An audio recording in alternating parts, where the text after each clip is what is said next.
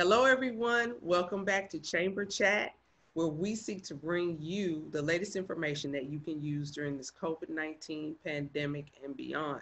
We want to make sure that your business is well taken care of during this time. That is why the Chamber is here to assist you. My name is Carol Guest. I'm chair of the board for the Greater Houston Black Chamber of Commerce. And today I am happy, so very happy, to introduce a boss lady. We're talking about boss women today. So everyone, please help me say hello to the great Tamla Oates-Forney from Waste Management. She is the Chief Human Resources Officer for Waste Management. That means she is the head lady in charge. Welcome, Tamla. Thank you so much, Carol, for having me. I'm so excited about being here and spending a few minutes with you and your members. Thank you so much. And you all, we're going to talk about a great program that Tamla thought about to benefit African American women in our area. And I'm going to tell you a little bit about Tamla before we get started. So Tamla is the Senior Vice President and People Officer for Waste Management. She has the primary responsibility for the company's human resources, people strategy, processes, systems, employment relations, labor relations, and all things that concern that. She has many responsibilities in that area. Also, prior to joining Waste Management, she was a boss at GE. I'm telling you all, she was a boss from head to toe. She was over human resources for GE Africa and the Chief Diversity Officer for GE Appliances and Lighting. Further, she's a noted philanthropist, so she gives back to the community. So you'll see why this project that we're about to talk about came from her heart.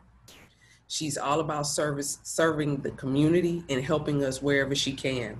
She's a graduate of the University of North Carolina at Chapel Hill, where she earned her bachelor's in business administration.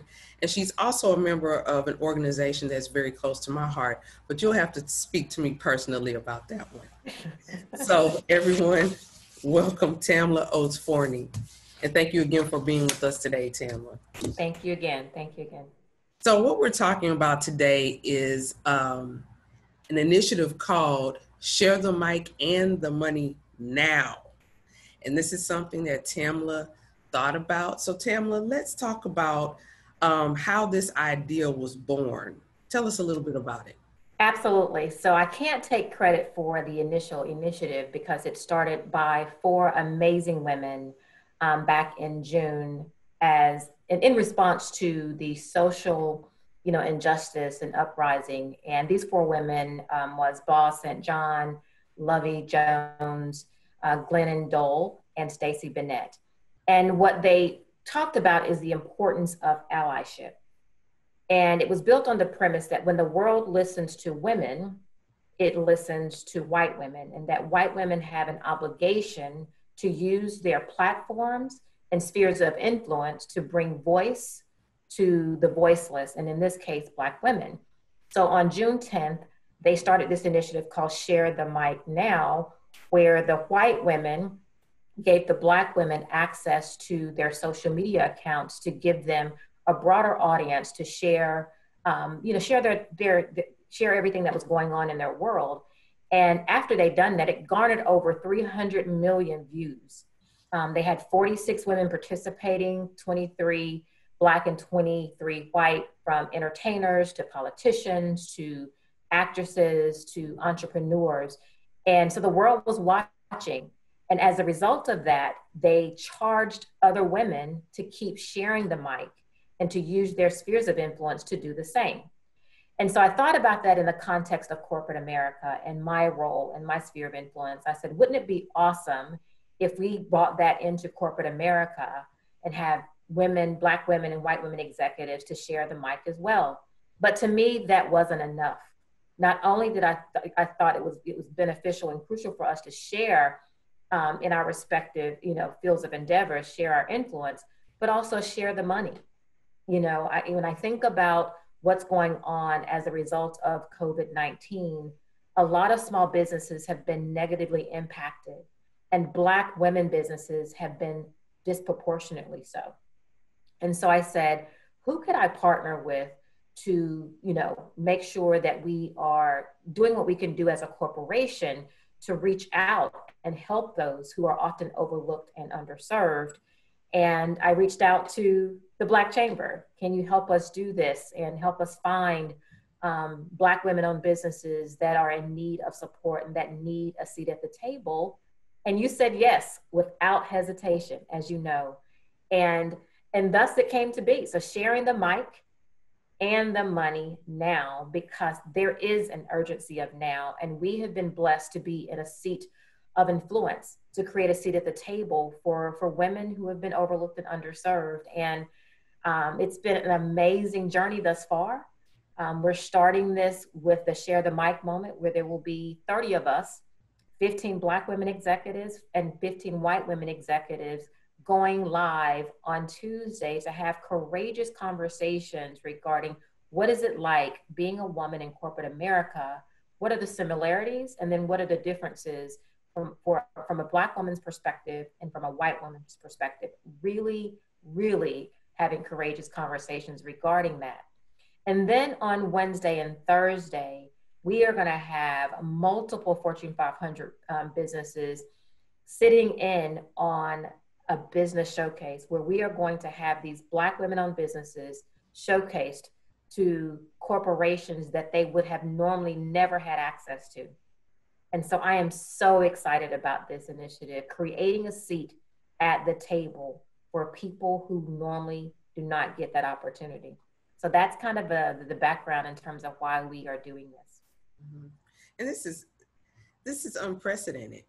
I don't really know of any major Fortune 500, 200 company such as yourself, taking this on, getting African American women exposed to business opportunities with your organization is amazing. I mean, these women are getting the opportunity to meet with and pitch their businesses to supply chain individuals, people who can make decisions. These are people who have likely never really heard about these businesses, but we're here. And you and your leadership, thought enough about African American women to want to include them in your economy. And what you're doing really plants seeds in our community for economic growth. And that's Absolutely. part of what the whole George Floyd issue was about. It was Absolutely. about, inequality, social inequality, but especially economic inequality. And this is a great step in trying to level the playing field. Absolutely. I am so very fortunate to work for a company such as Waste Management, who truly, truly believes in putting people first, not just the people within our company, but the communities in which we live and work. And then the things that we value include diversity and inclusion, the environment, safety, and our customers, and all those things guide our decision and our focus. So it's not just what we say we are about, it's what the community sees and feels that we are about. So it's important for us as a company to really, really do something like this that really underscores our commitment to leaving this world better than we found it. So it wasn't a hard sell. When I went to my boss, who's Jim Fish, president and CEO of Waste Management, and told him what I wanted to do, it was without hesitation. I talked to my peer, who was the executive vice president and chief financial officer of Waste Management, who happens to be a Hispanic female. And she owns procurement. And she said, absolutely. Because I know, sitting in the C-suite and talking to my peers, that if we look at our supply chain across Fortune 500 companies, we have work to do to diversify our supply chain. And I wanted to eliminate the excuses of not being able to find people who were eligible to participate and to join our supply chain. So I wanted to make it very easy. One, because I knew that it was a problem and a challenge, I should say. And that I knew that if I partnered with the right companies, or if we as a waste management company partnered with the right, partners such as you guys, I knew that we could solve a challenge both for the Black women-owned businesses and also for corporations who have issues in terms of diversifying their supply chain. So it's a win-win. Yes, and you know, these women who have been selected have definitely gone through a vetting process. So, Absolutely. you know, one of the things that we stress at the chamber is being ready for business. That's right. And we provide trainings and educational opportunities for that purpose. And so the women that were chosen to be part of this project simply applied. And then from there, we had an internal process where we ended up choosing 40 great women-owned businesses to pitch their companies to the supply chain managers and decision makers. And so this is a first of many to come. We are blessed to be a part of it, to be part of the pilot program. I'll call it that, the pilot program. And we're looking forward to some great relationships coming out of this process, and women being highlighted in ways that they hadn't been highlighted before. And even a step further, based on Tamla's heart, we are also providing gift boxes that feature other African American women-owned businesses with their products and services. And several of the corporations that are involved have taken this opportunity to purchase those boxes. Isn't that right, Tamla? I am so excited about that. So not only are we exposing the 40 Black-owned women businesses to pitch to corporations, but also a part of this initiative, we have curated a special box that will feature the products of 10 Black-owned women businesses that we will be making available for purchase, both individually, as an individual if you wanted to purchase the boxes, but also the companies are purchasing these boxes for their female employees. And so can you imagine the exposure that these Black-owned women businesses are getting for their products that they would have normally have never have received? So I'm excited about this. I am so excited. And I can't wait to hear the testimonials that are going to come from the connections that have been made, the mentoring that has been, that has been garnered, and the exposure.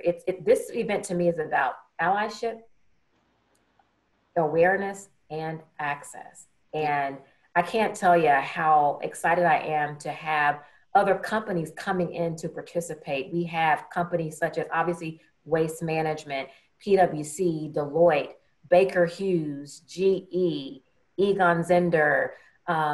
We have Bechtel, Sodexo. I mean, these are big companies that will be in the room. And I hosted a tea with Tamla with the 40 participants. And I told them, we're creating the seat. We're creating the seat at the table. It's up to you to serve the plate. So we have done our job. One, identifying them, helping them get ready, and creating the access. Now it's up to them to close the deal. But oftentimes all they need is a seat and they need access.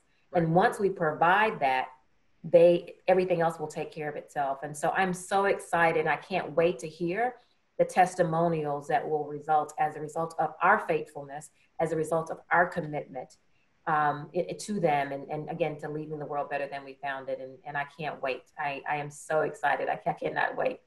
I'm excited too. I mean, this is a great opportunity. And to our chamber members, membership has its privileges.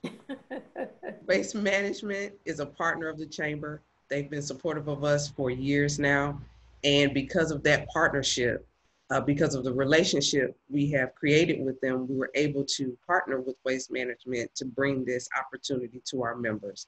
And so this does fit, just like Tamla said, the access and the awareness. That's part of our motto: access, advocacy, and awareness. So working with the chamber, you're able to work with Waste Management, companies like that actually care about your bottom line. So this is a win-win for all of us as a chamber and for Waste Management as a corporation, as well as the corporations that are participating in this. So as you all can see, we're both very excited. I am so excited. And I'm excited about the impact that it's going to have on the community. because research and data shows that when you invest in a Black woman, you can change the trajectory of a community. Yes. And I am excited. Nothing against the Black men. We love you too. But Yeah. you know, the data speaks for itself. I'm very data driven. Mm-hmm. When you support a Black woman, the impact that you have on the communities, job creation, et cetera, is exponential. And we just have to be intentional in this time. This is about being intentional and focusing not at the at the exclusion of others, Right. but for the inclusion of all. That's We're focusing on Black women because for far too long they've been left behind. And at the end of the day, while I am the chief people officer for waste management in the C-suite, I am a Black woman first. And I want to make sure that I use my spheres of influence to lift others up as I've climbed. And let's go to work. Let's go to work. And I'm excited to partner with you, Carol, and the Black Chamber. You've just done a phenomenal job at helping us identify the businesses, because that's in your wheelhouse, identifying the businesses, but not only identifying them, but making sure they were ready, making sure that when they presented themselves with excellence. And I know that we're going to have so many positive stories coming out of our collective and individual commitment to help those who have been overlooked. Absolutely. Absolutely. And as you know, this month is National Black Business Month. So, Tamla, why was it important to you to get this initiative done during National Black Business Month? Actually, the stars aligned. I mean, the stars aligned because we have been talking about this ever since June, ever since the first initiative took place. And we were talking about when does it make sense to do it? And since we were focusing on Black women-owned businesses, mm-hmm. there was no time better than now. And so the timing just worked out, it aligned. But this is not just an event. This is going to be a relationship that lasts further than just the, Black business month, so it just happened to work out that way, but I'm glad it did. Yeah, this is going to be repeated. It's not a one-time event. And it's good that it's happening during a time where more people are paying attention. So what do you hope comes out of this event, Tamla? A couple of things. One, that again, we are successful at giving the women access. Our goal, quite frankly, is to be able to secure at a minimum of $40 million in contracts to these Black women. So you have to have a goal. Yes, well, wait, did you all hear that? $40 million. Minimum $40 million, meaning that is the floor, not the ceiling, right? Yes. And so that's a goal. But again, my goal is to be able to transition some of these, the businesses from being small to large, medium-sized businesses that have a long-term sustainable model. Because some of them are very small.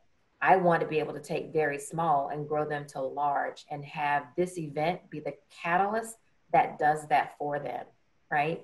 And so I know a lot of these businesses are struggling with COVID and not having access to PPP and things like that. And so I want to change that trajectory, and I want them to really, have a testimony of what has happened as a result of our direct intervention in supporting them, and how important it is to create access. And they will be proof points that when you create access, the opportunities come. Yes, absolutely. Absolutely. And what can the public do to support this effort? So a few things. So I would want you to, join in the conversation. So you can visit the website at www.sharethemicandthemoneynow.com. On the 25th, you can follow the 15 different conversations going on our respective Twitter accounts between the Black women executives and white women executives. Obviously, on the 27th and 28th, the Black women will be pitching, and that requires registration in advance. You have to register for that. But log on to the site, look at the businesses that are on there, And if you are looking for that service, please support these businesses. One, so you can be intentional about doing that. If we don't sell out of the boxes, which I think we're going to sell out of the curated boxes, Yes. order a box and support the Black-owned women businesses that are in there. If we run out of the boxes, you will know who's in the box and you can support them at some other time. But I am creating the awareness. I need help. We can't do this by ourselves. This is a systemic issue. It's bigger than waste management. It's bigger than the Black Chamber. It is a systemic issue happening in the world. And if all of us do our part to drive inclusion over exclusion, I would think we have done our job in bringing awareness to something that needs to be addressed. Absolutely. It does take all of us to make the difference. One catalyst, in this case, waste management, and everyone else, we can catch the vision and get on board. So what other organizations are involved besides the Black Chamber? So we have Leadership Houston. As you know, they've been very helpful in participating and getting us mentors for the women, helping us prepare the women. So Leadership Houston, thank you so very much. The Greater Houston Partnership has been phenomenal at helping us as well in terms of getting women involved and engaged, helping us publicize this event. So thank you so much to the Greater Houston Partnership. PwC, they are sponsoring our Zoom rooms that will be hosting the virtual pitch contest. They have just been phenomenal. And then tell us who PwC is? I'm sorry, PricewaterhouseCoopers. Mm-hmm. Absolutely. So they are the ones that are helping us, the Zoom rooms. And then all of the 30 businesses, the women who are participating, their companies are behind us. You can go on the website and look. I don't want to leave any out, but the big ones who have made financial commitments to helping us include Sodexo, Baker Hughes, Bechtel, obviously a waste management that goes without saying.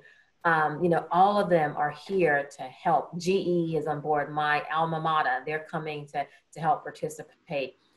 Egon Zender, go through the list and you'll see all on the website. We have the list of participating businesses. And these are not small businesses. These are Fortune 500 businesses that are interested in helping and putting their money where their mouth is. And I'm so excited. And one of the things I would say, and I'm hoping that people also get out of this, that waste management is more than just a trash company. We are committed to leaving this world better than we found it. And I'm hoping that people who have never even thought about waste management as a formidable company or as an employer of choice, I am a people person, so I'm going to recruit, is to see us as a company to be reckoned with. We are committed to inclusion and diversity. Over 46% of our workforce, they're diverse. And we are serious about this. It's not just what we say, it's what you see us doing. What I didn't want us to do as a result of the racial injustice and things that were going on is to write a check. That's the easy thing. I wanted us to do the work that will become sustainable and that will help these communities. And that's what we are all about. And I will tell you, our entire senior leadership team, they are 110% committed to making sure this event is a huge success. I'm very fortunate to work for a company whose moral compass is so much aligned with who I am as an individual. And that is very important in times such as these. Absolutely. And, when I saw the amount of support that you were receiving from various departments and divisions of your company, I was amazed. Everyone was excited to be involved. They wanted to help. They wanted to pitch in where they could. And so it's really great to see a corporation just walking the talk, basically. Absolutely.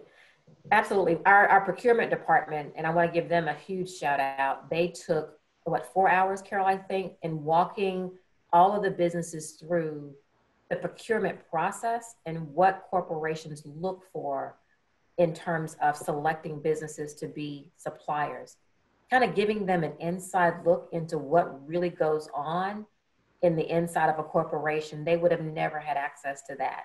And so our procurement team has been very much engaged in helping these women understand what it's like to do business with a Fortune 200 company and how they have to prepare themselves to be able to compete. And that just doesn't happen by accident. That happens with intentionality. And I'm so proud of our procurement team under the leadership of Davina Rankin, who is our Chief Financial Officer. And so we just have a ton of support. And again, it's not just what we say, it's what you see us doing. Mm-hmm. Absolutely. So, in thinking about what has transpired since February or March of this year, none of us expected this. That's right. I mean, COVID came out of nowhere for us. Absolutely. For most of us, it came out of nowhere. And unfortunately, between February and April, we lost about 41% of African American owned businesses across the country. In light of that number, and the struggle that some African American businesses have, a lot of us have in our community, what do you think big corporations like yourself can do to assist small businesses in our community? I think we've shown it through this events such as these, and be intentional about your support of small minority owned businesses. You have to be intentional. It has to be a focus, and you have to create the infrastructure to be able to have access to these businesses. So I think companies have to be intentional about their support and to put their resources and their money where their mouths are. And so for us, it's very intentional. And so I would challenge other companies to be intentional about the same. And so small businesses in its entirety, big businesses have been impacted by COVID. But if you look at the, kind of the percentages and things like that, minority owned businesses, African American owned businesses, and then African American female owned businesses have been disproportionately impacted by this disease, both in terms of the disease itself, as well as the financial impact. So the data shows that. And if you truly are about inclusion and diversity, you would start focusing on efforts that will help these businesses survive.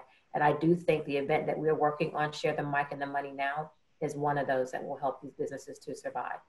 Yeah, absolutely. I think you all have a blueprint here that certainly don't want to give your concept away. However, to have. I will share it. I said, I've gotten contacted by multiple businesses. I have some calls next week after the event, other businesses wanting to do that. I have no pride of authorship because, as I said, I took the idea from 4 women who started to Share the Mic, and I just added the money component onto that.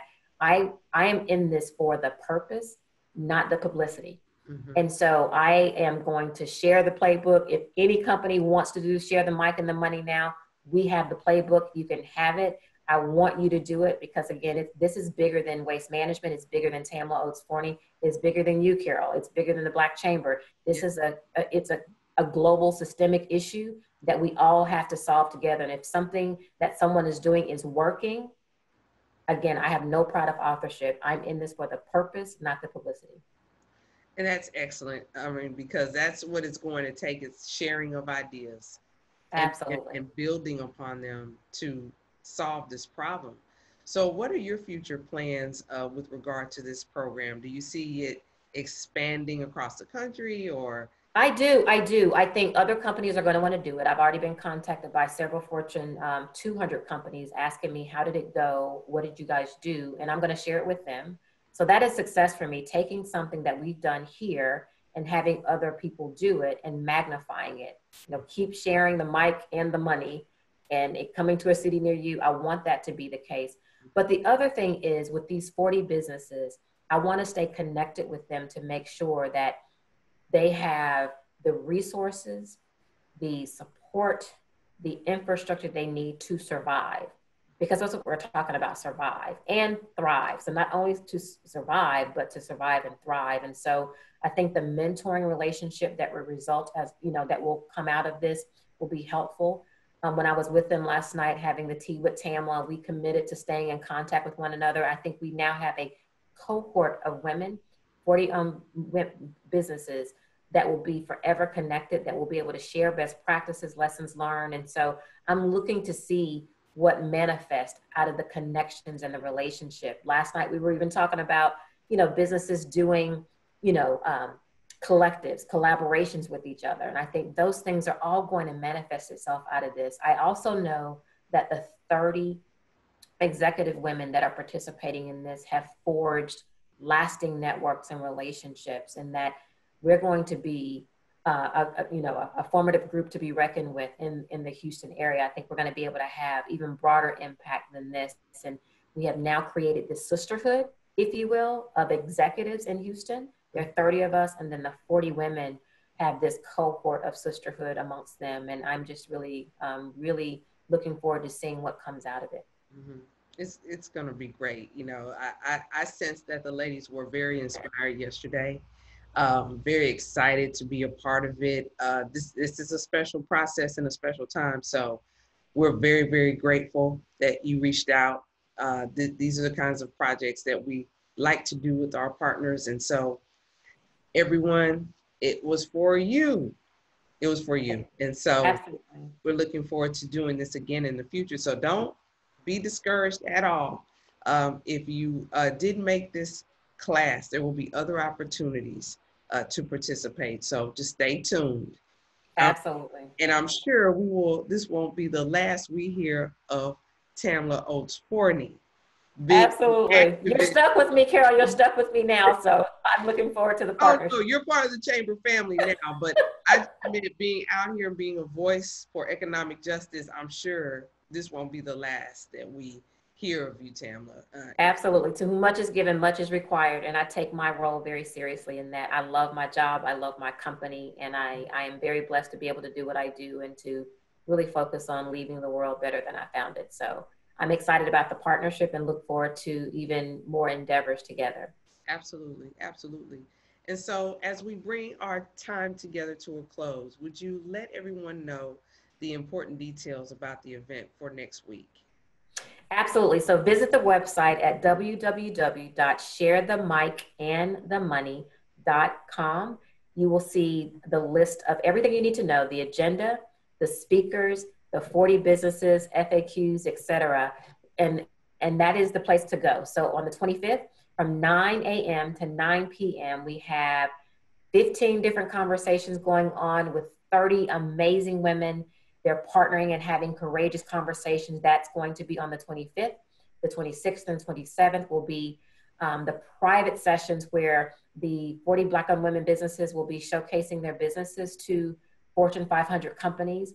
Again, that requires registration in advance. And then on the last day is when the businesses will have their letters of intent, where they will announce the businesses that they intend to further engage in hopes of solidifying contracts with these women. And so it's a 4-day virtual event, thanks COVID, 4-day virtual event. You don't even have to leave the comforts of your home. And I would encourage you to join us, help us amplify the voices, join us and share on your social media sites. Stay tuned. And we look forward to, sharing the mic and sharing the money now. Thank you so much for having me. Yes, we look forward to seeing you and having you tweet about the event, observe the conversations on Twitter. It's going to be a great time, a great week of sharing information, sharing new ideas, supporting African-American owned businesses during National Black Business Month. And we want this to continue beyond the month of August. So in closing, we want to thank Tamla. Remember to support waste management. They're doing a huge service to our community through this program. So please support waste management. Go to their website, learn more about their initiatives, and see how you can get involved with what they're seeking to do to better our world. Pay attention to what we have going on at the Chamber. Follow our website at ghbcc.com. HoustonBuyBlack.com. That is our Buy Black initiative, where we're asking you to support our members and buy Black so that we can increase the money in our community, the money flow in our community, and jobs, and contribute to the overall Houston area economy. And also save the date for the Pinnacle Awards, where we are honoring African-American owned businesses. This will be our 26th year. It's our gala event that will be virtual. And we're honoring community heroes. So we would love for you to participate. Save the date, October 24th. So that's it for now. Catch us on the next Chamber Chat. You all have a great day. Tamla Oates-Forney, thanks again for joining us Thank you today. so much. It was fun. Thank you so much. Bye-bye. Bye-bye.